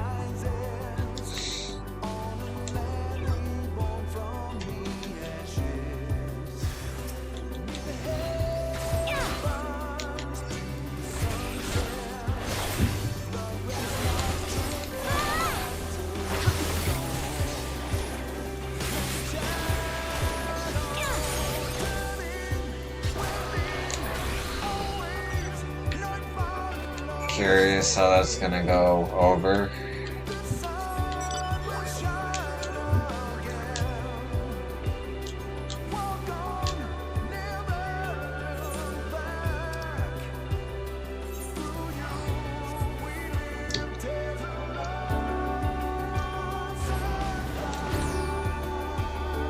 You have returned, and yet you wear a troubled expression. Did something amiss happen out there on your travels?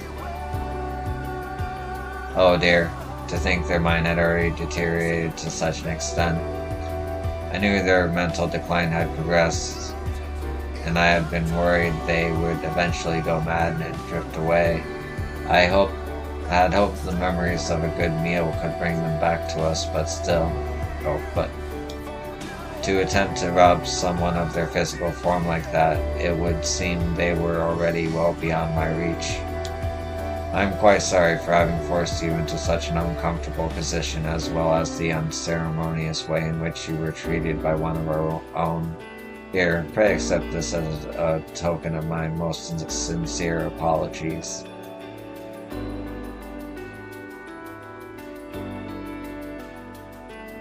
Your presence has been most stimulating for us, as it has helped us regain memory of intellectual concepts we had long since lost. We would very much like to offer it if you would remain in perpetually, but alas, it would appear you suffer from the most inconvenient affliction of mortality. What a statement. Oh.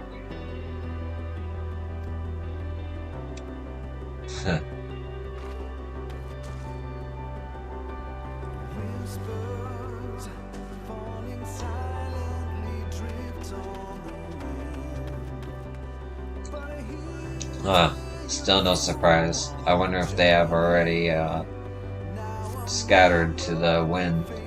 That would be ever so unfortunate, you see. My, what a large cranial dome you have, and impeccable timing. My esteemed colleague often holds council at their home here, but they have not emerged in quite some time. Perhaps you could pay a visit and see what the trouble may be.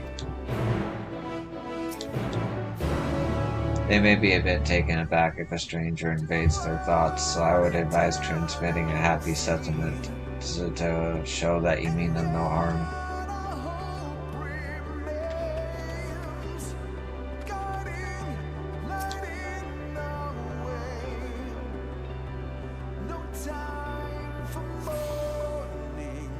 Leave me, there's nothing left.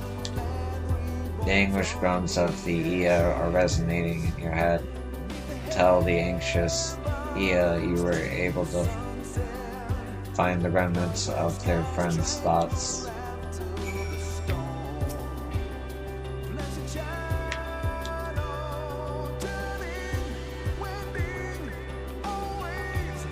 I see. If they mean to melodramatically Eve dance into the abyss in the comfort of their own home, then I ought to respect their wishes. And yet, I feel the need to be selfish and keep them here to confabulate further on such views. Yes, I shall have to talk them out of it. For that, I shall need your help once more. Large-headed but wholly capable stranger, could you fetch me a neurological sinew from another one? You should find them wandering about the wellspring of regret. You should be able to pull out one of the long, fibrous cords from its vertebrae.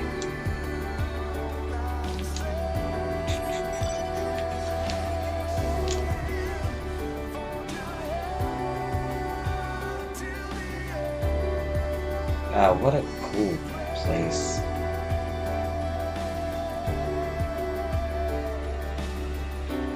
I wish this song wasn't playing, but I can see how some people would like that it's playing as opposed to what was playing before. It's more like ambient sound.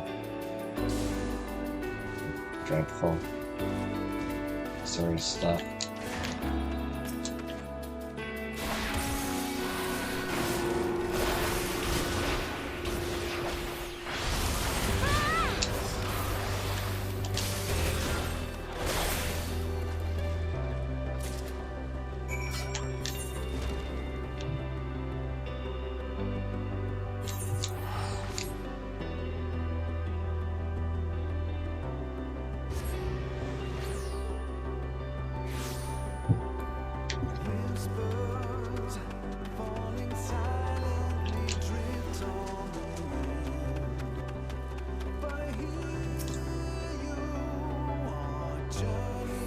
It's no use. The walls of their humble abode are far too thick for my telepathy to penetrate. Did you bring me the sinew?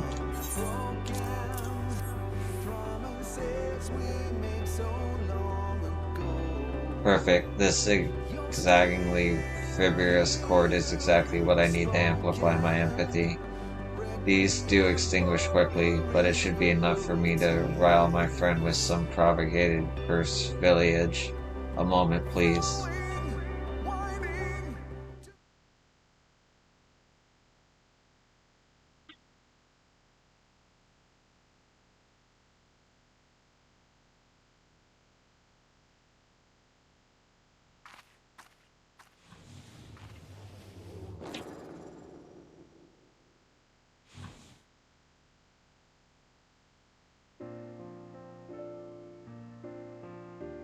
My mind still smarts. Your worn-out shape was bad enough, but did you have to shock me as well?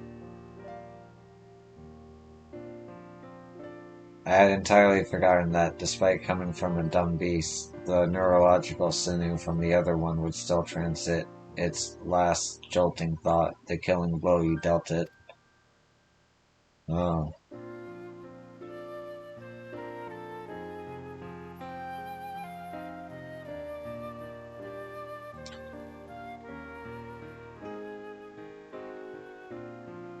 Yes, well, it was enough to traumatize me back onto this plane, that much is certain. I think I shall take a stroll around the plaza to rid myself of that unpleasant sensation. Good day.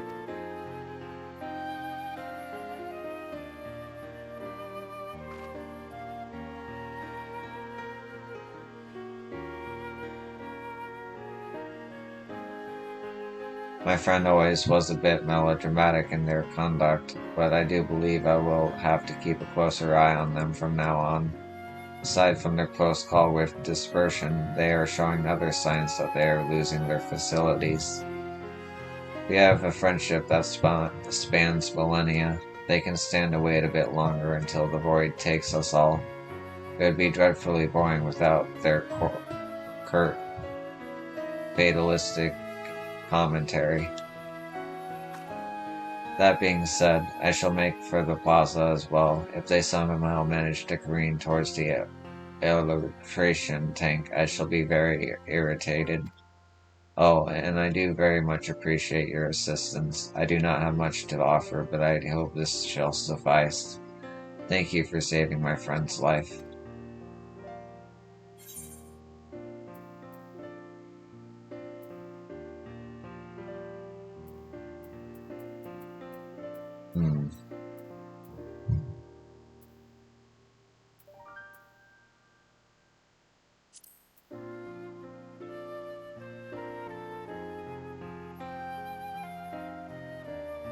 Yeah.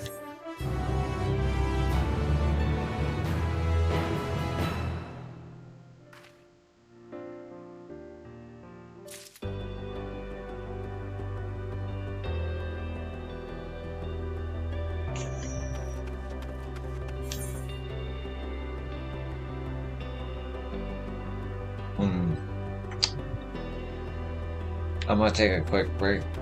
I'll be right back.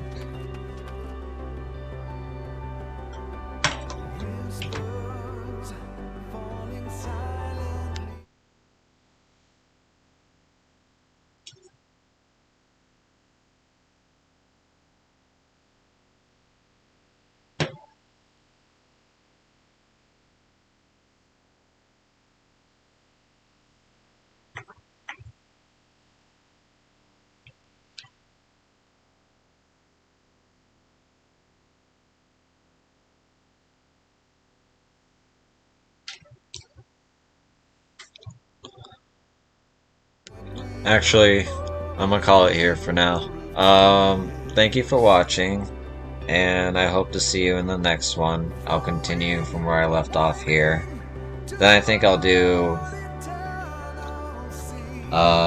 what's it called?